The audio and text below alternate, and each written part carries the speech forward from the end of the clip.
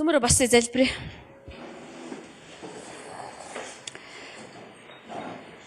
Юуны төлөө бид нар залбирх вэ гэхээр мэдээж ариун сүнс хүн нэг бүрийн дотор ажилласаа гэж би хүсэж байна.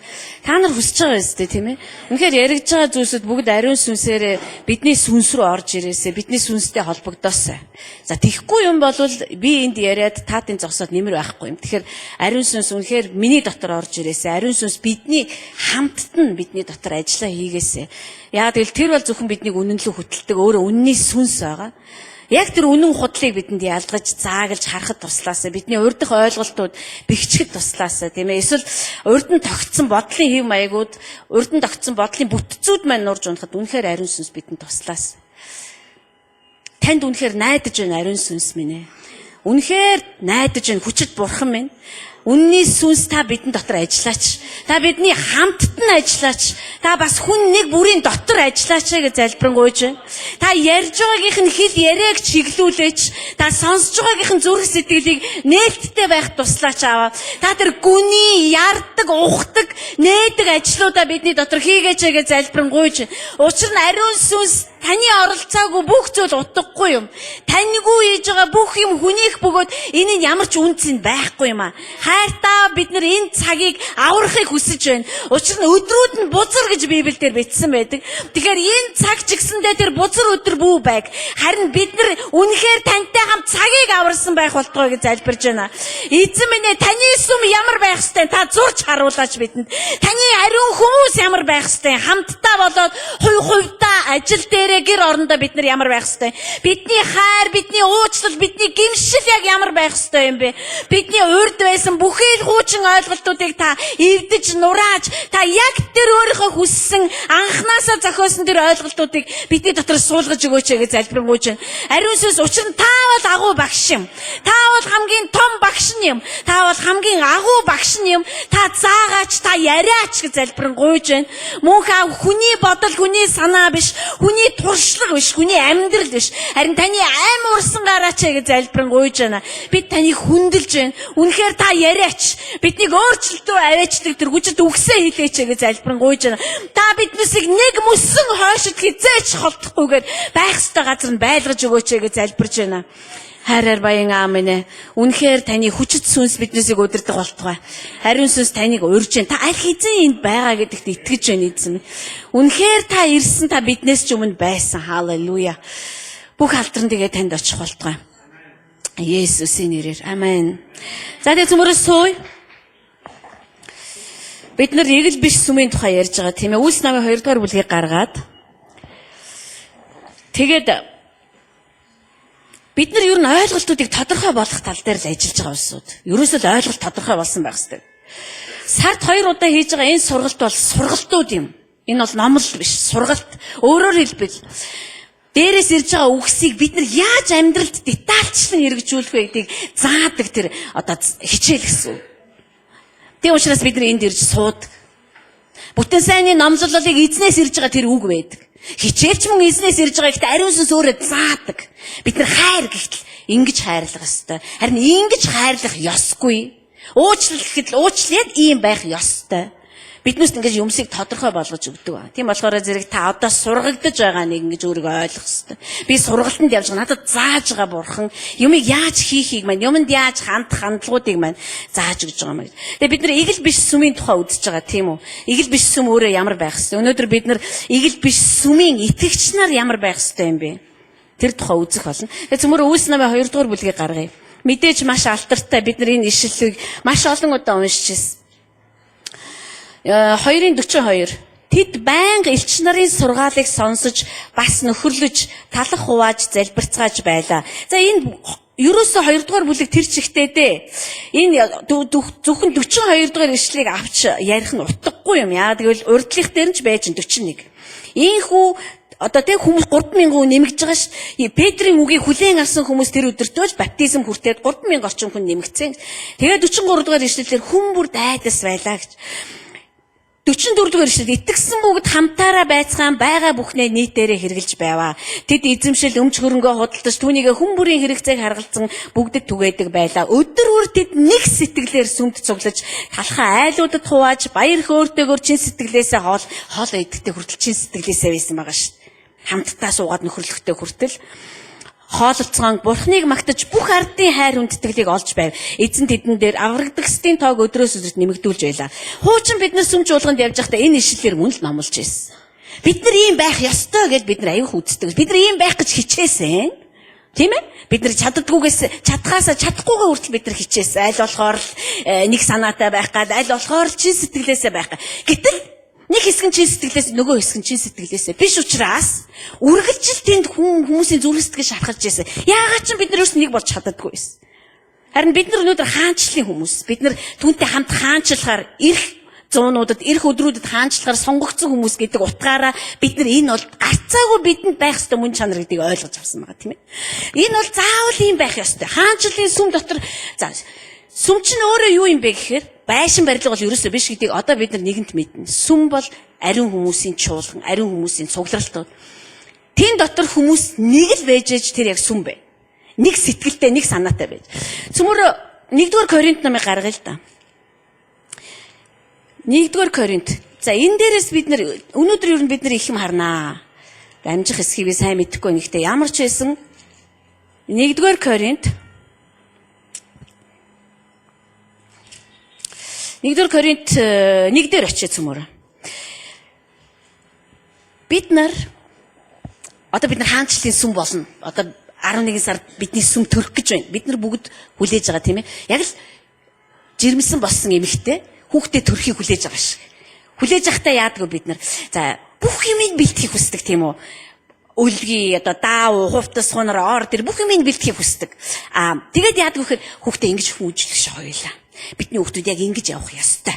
Бид хоёул одоо хуучин шигээ тэхгүй шүү. Бид хоёр одоо энэ хүүхдийг яг ингэж өсгөх шүү. Бид нар ярилцдаг тий. Яг тэрэн шиг бид нар одоо үнэхээр бурхны хүсэж байгаа тэр сүм төрлөө гэхэд одоо яг л Библиэлд юу гэж заасан бэ тэрүүгээр л цөмөр явна шүү. Хуучнаараа ерөөсөө явахгүй шүү гэж бид нар яриад байгаа биз тий. Тэгэхээр сүмийн дотор байгаа игэл биш сүмийн игэл биш хүмүүсийн дотор ерөөсөө хагарал байх ёсгүй юм аа. Бид нар ингэж бодож болно. Гэхдээ хүн болгоо өөр юм чинь гэд. Мэдээж хүн болгон өөр. Гэдг нь хагарна гэсэн үг ерөөсөө биш.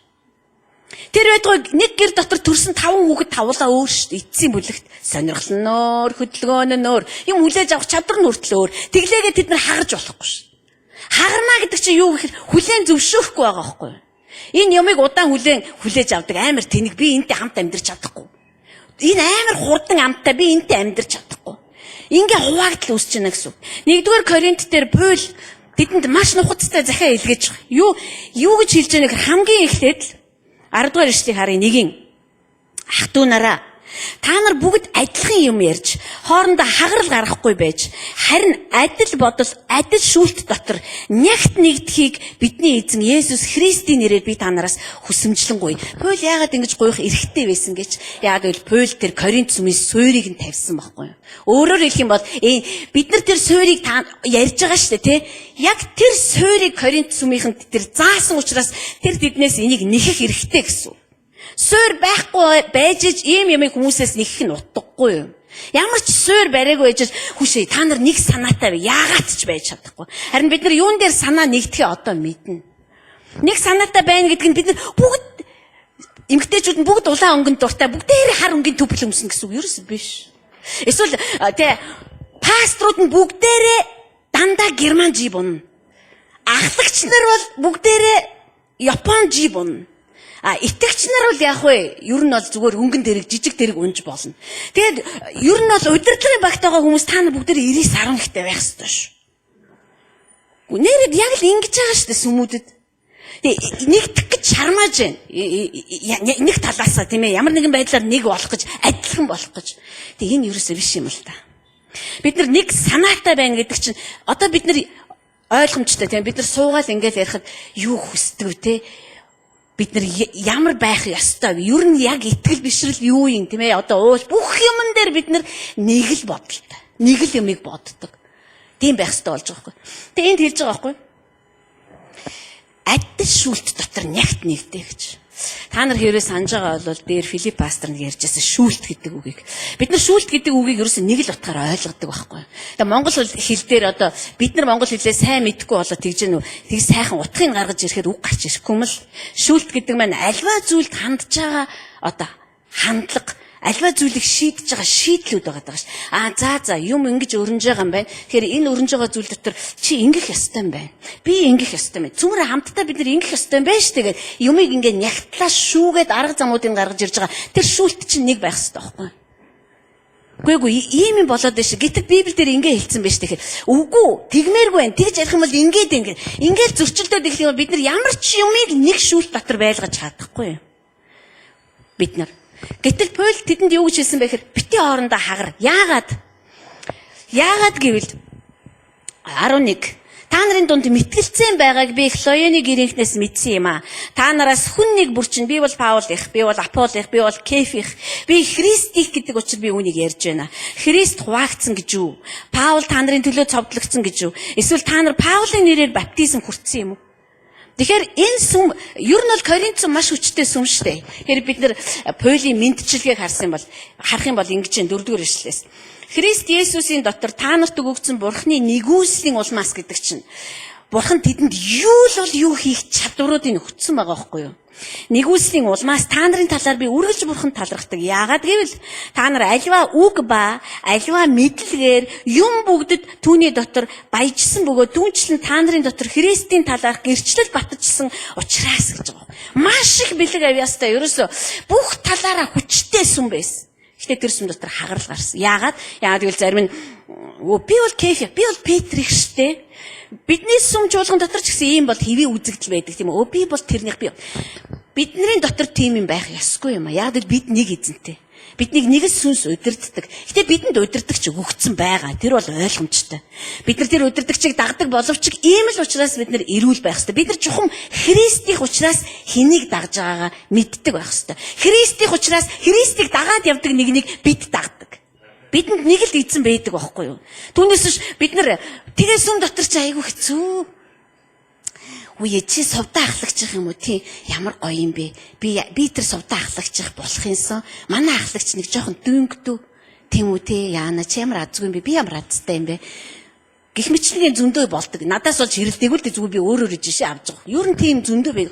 Танай ахлагчтай үнэн галтай юм а тий. Харин тий манай ахлагч аюу галч. Манайх нэг жоохон тийм сонирн байхгүй. Яна чи ямар азгүй юм бэ? Ингээ явдаг.